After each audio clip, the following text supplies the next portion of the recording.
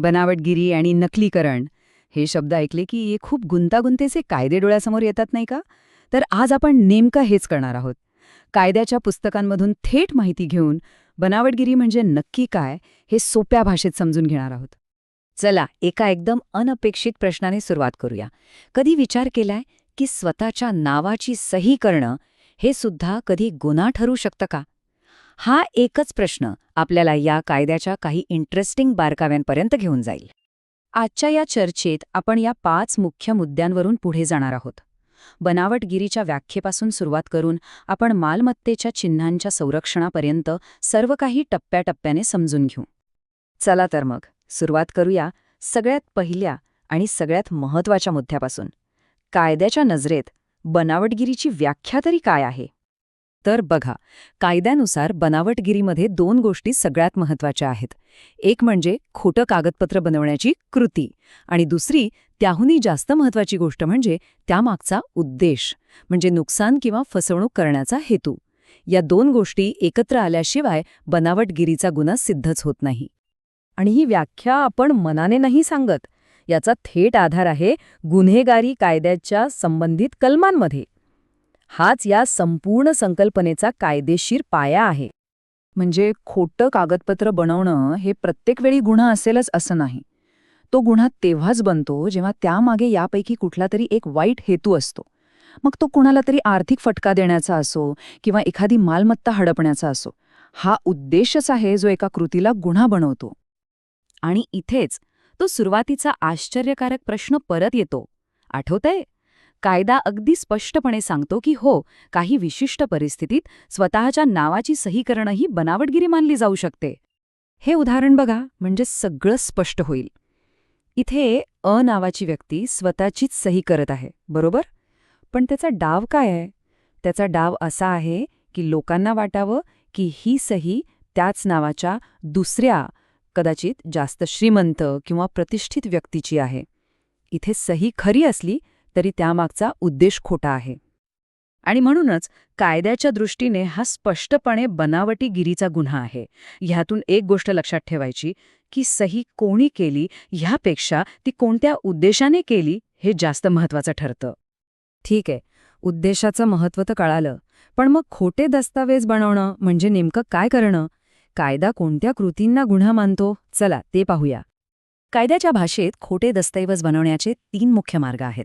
एक तर सरळ पूर्णपणे नवीन खोटा दस्तऐवज तयार करणे. दुसरा मार्ग म्हणजे आधीपासून असलेल्या खऱ्या दस्तऐवजामध्ये परवानगीशिवाय बदल करणे. आणि तिसरा मार्ग जो खूप हुशारीने वापरला जातो तो म्हणजे एखाद्यालाच फसवून त्याच्याकडून सही किंवा बदल करून घेणे. हे उदाहरण तर एकदम चपखल बसतं. इथे बघा, चेक खरा आहे, त्यावरची सही सुद्धा खरी आहे. मग गडबड कुठे झाली? अने त्यात जी रक्कम टाकली ती अनधिकृतपणे आणि फसवण्याच्या उद्देशाने टाकली. ही कृती दुसऱ्या प्रकारात मोडते, म्हणजे अस्तित्वात असलेल्या दस्तऐवजात बदल करणे. आणि म्हणूनच कायद्याच्या नजरेत हे सुद्धा बनावटगिरीच आहे. यातून काय कळतं की कधीकधी मूळ दस्तऐवजात केलेला एक छोटासा बदलही तुम्हाला मोठ्या गुन्ह्यात अडकवू शकतो. आता हे तर साहजिक आहे की प्रत्येक बनावटगिरी सारखी नसते. काही किरकोळ असतात तर काही खूपच गंभीर. मग कायदा ह्या सगळ्यांना एकाच तराजूत तोलतो का? तर नाही. हे बघा, इथे सगळं अगदी स्पष्ट दिसतंय. साधी सामान्य बनावटगिरी असेल तर शिक्षा 2 वर्षांपर्यंत आहे. पण तीच बनावटगिरी जर तुम्ही कोणाला फसवण्यासाठी केली तर शिक्षा थेट 7 वर्षांवर जाते. आणि जर तुम्ही मृत्यूपत्र, जमिनीची कागदपत्र किंवा सरकारी नोंदींशी छेडछाड केली तर विषय खूपच गंभीर आहे. शिक्षा जन्मठेपेपर्यंत होऊ शकते. पण थांबा, ही गोष्ट फक्त कागदपत्र बनवण्यापुरतीच मर्यादित नाहीये. कायद्याची नजर याच्याही खूप पुढे जाते. कायदा फक्त गुन्हा करणाऱ्यालाच नाही, तर त्या गुन्ह्याच्या साखळीतला प्रत्येकाला जबाबदार धरतो. म्हणजे कसं? समजा तुमच्याकडे एखादं बनावट कागदपत्र आहे आणि तुम्हाला ते खोटं आहे हे माहीत आहे, तरीही ते फक्त जवळ बाळगणं हा सुद्धा गुन्हा आहे. त्याचा वापर करणं तर त्याहून मोठा गुन्हा आहे. इतकंच नाही तर ते बनवण्यासाठी लागणारे शिक्के किंवा प्लेट्स तयार करणंही गुन्हा आहे. आणि हो, नोकरीमध्ये हिशोबात गडबड करणे हा सुद्धा याच प्रकारचा एक गंभीर गुन्हा मानला जातो. आत्तापर्यंत आपण बोलत होतो कागदपत्र, सह्या आणि दस्तऐवजांबद्दल. पण कायदा फक्त कागदांचं नाही, तर बाजारातल्या वस्तू आणि त्यांच्या ब्रँड्सच्या ओळखीचाही संरक्षण करतो. मग साहजिकच प्रश्न येतो की सहीची नक्कल करणं तर गुन्हा आहे. पण एखाद्या मोठ्या ब्रँडच्या लोगोची किंवा वस्तूची नक्कल करण्याबद्दल कायदा काय म्हणतो? यालाच कायदा म्हणतो मालमत्ता चिन्ह किंवा प्रॉपर्टी मार्क.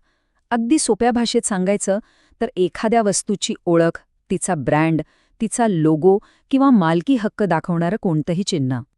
तर या दोन्हींमध्ये एक महत्त्वाचा फरक आहे. बनावटीगिरीचा मुख्य संबंध कागदपत्रांच्या खरेपणाशी आहे, तर मालमत्ता चिन्हांच्या गुन्ह्यांचा संबंध वस्तूंच्या ब्रँड आणि त्यांच्या गुणवत्तेशी आहे. एकात कागद खोटा असतो, तर दुसऱ्यात वस्तूच खोटी असते.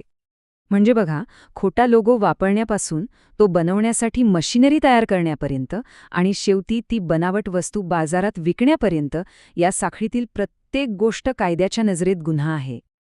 तर मग आपण कागदपत्रांबद्दल बोलू किंवा महागड्या ब्रँडबद्दल, या सगळ्यांच्या मुळाशी एकच गोष्ट आहे आणि ती म्हणजे स्वतःच्या फायद्यासाठी समोरच्याला फसवण्याचा उद्देश. हा उद्देशच या सगळ्या गुन्ह्यांचा आत्मा आहे. आणि शेवटी एक विचार करायला लावणारा प्रश्न. आज आपण एका डिजिटल जगात जगतोय. इथे तर AI वापरून कोणाचाही आवाज, फोटो किंवा व्हिडिओ काही सेकंदात बनवता येतो. मग अशा युगात बनावटगिरी आणि खरेपणाबद्दलचे हे 100-125 वर्ष जुने कायदेशीर सिद्धांत कसे लागू होतील? हा एक विचार करण्यासारखा मुद्दा आहे, नाही का?